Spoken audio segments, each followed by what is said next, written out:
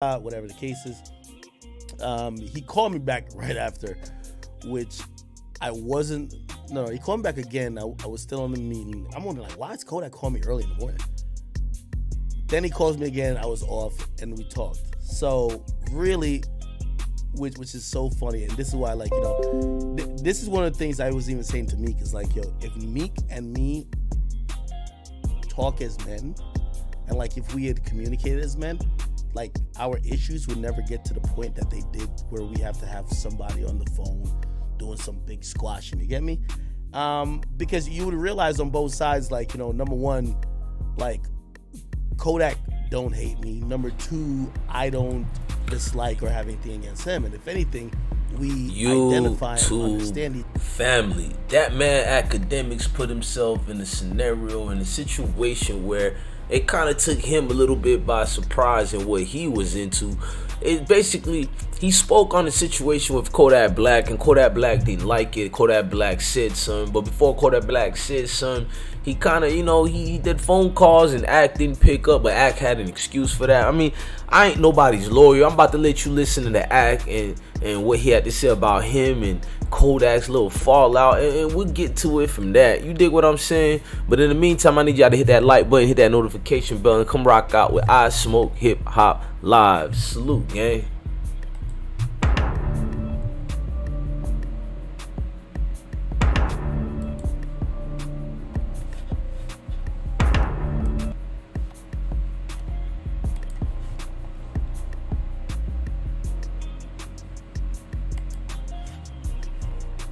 So, yo, Kodak this early. Hey, yo, chat. Real quick, Kodak Black. I seen some people pointed out, they've sent videos and say, yo, Kodak dissed you, blah blah blah. So I feel like I can tell the whole story. First of all, me and Kodak, we speak on the phone, so like, we're pretty not only cordial, but like, we talk a bunch. He sent me a bunch of unreleased stuff that obviously, out of respect for him, I wouldn't even play on here, right? Just because, like, he's gonna come on future projects, he keep me updated, type of stuff, and he showed some respect to me too, right? So anyway, today TMZ puts up the story, and it was like, yo, Kodak Black, his judge is gonna allow him to go to somewhere, despite him, like, having like a dirty piss. Like, I think I was on a like that. He calls my phone, right?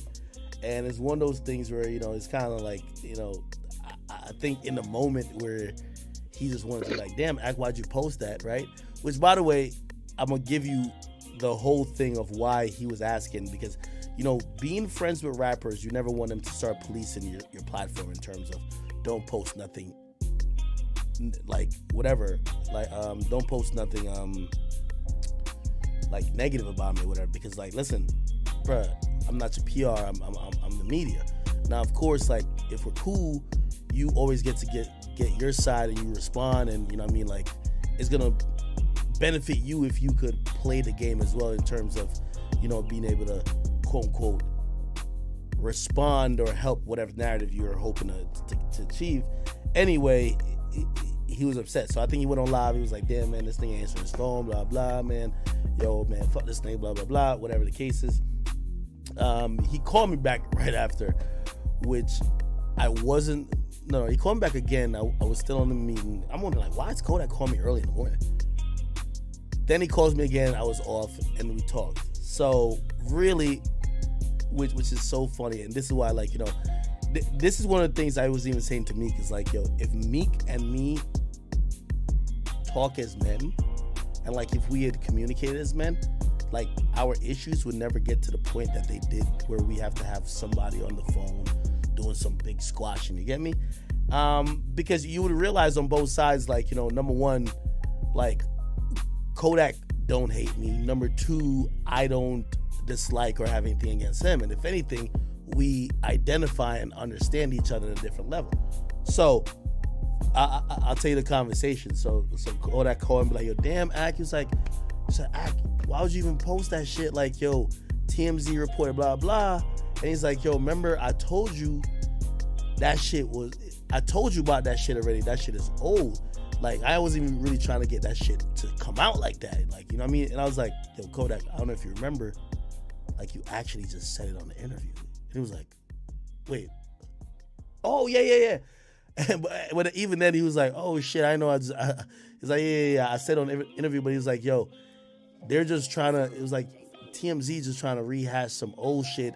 It was like, yo, I had one dirty piss. That was from a long time ago. It's not no new current shit. You know what I mean? And, you know, they're posting it and rehashing it again to kind of like drive home a narrative like I'm some fucking degenerate drug users when, you know, like, you know the real situation. So I even told him, I said, yo, Kodak, you're right. And by the way, when I read the TMZ thing, I didn't even realize it was old. So I told him, I said, yeah, I didn't realize it was old, number one. But number two, I said, yo, Kodak, you gotta understand, like, it's not, you can't look at that as a bad thing. I'm like, yo, bro, you came on even my podcast and you admitted your drug issues. Like, anybody who's gonna be clowning you, even if you had a relapse, like, that's corny. Like, a lot of people have drug issues. You manned up, you admitted your drug situation. I'm glad that's not some new shit, because if it was some new shit now, you feel like, yo, it's being kind of counterproductive and like he's just on some fiend, like, you know, Famous Dex shit in a way, you know what I mean? Not to disrespect Famous Dex. But he was like, yeah, like, and I told him, I'm like, yo, Kodak, what you do, you gotta share these issues like publicly, because you helping people. I really think that Kodak being honest about it, and he agreed. He was like, yo, he was like, you're right. Like, if somebody do judge me over that shit, that's being weird. That's you know what I mean? I'm glad. It's just him clarifying to me. It's like, this is not new.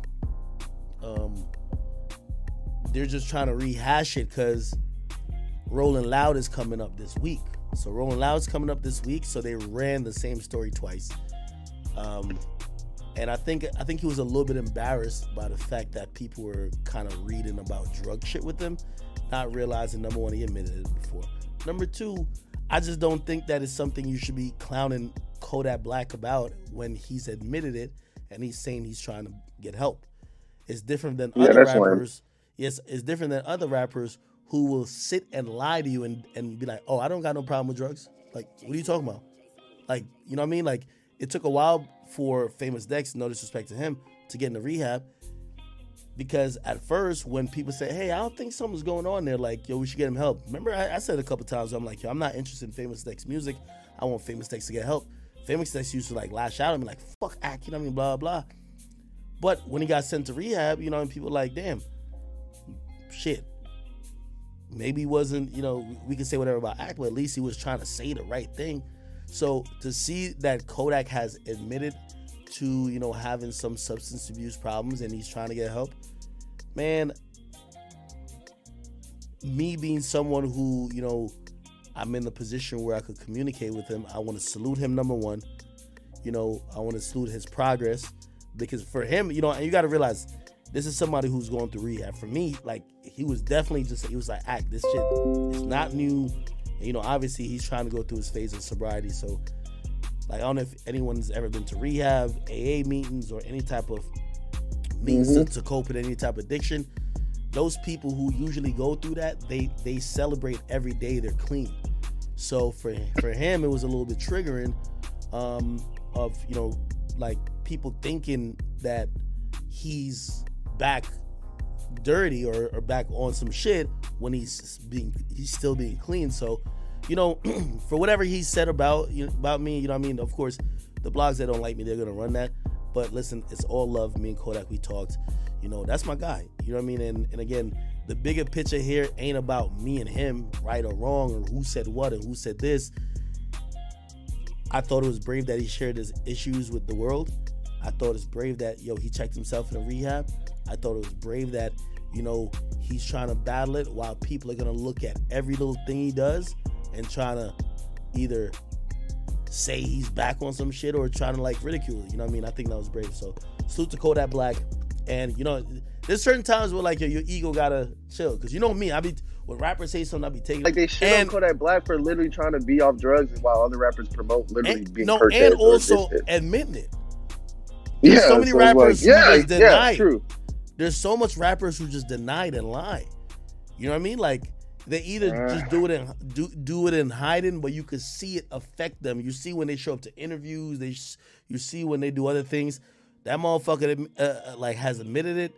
He's going through it, and if hip hop cares about it, like imagine if Juice WRLD, which he kind of did. Juice WRLD came out and said, "Yo, I'm trying to get help with this issue I got, bro." Like imagine if fans were like just clowning him or just whatever. Like, bro, that would definitely take a toll on the motherfucker. So, I want to, like, if I can, I want to support somebody, but also show that if you share your problems publicly, we ain't finna come at you in a way, especially if you're trying to get help, a way to clown you. You know what I mean? Something right in there. And during that second meeting or second time you met him, was it also at 3420 Slauson Avenue in front of his shop, or was it some other place? No, it was right there.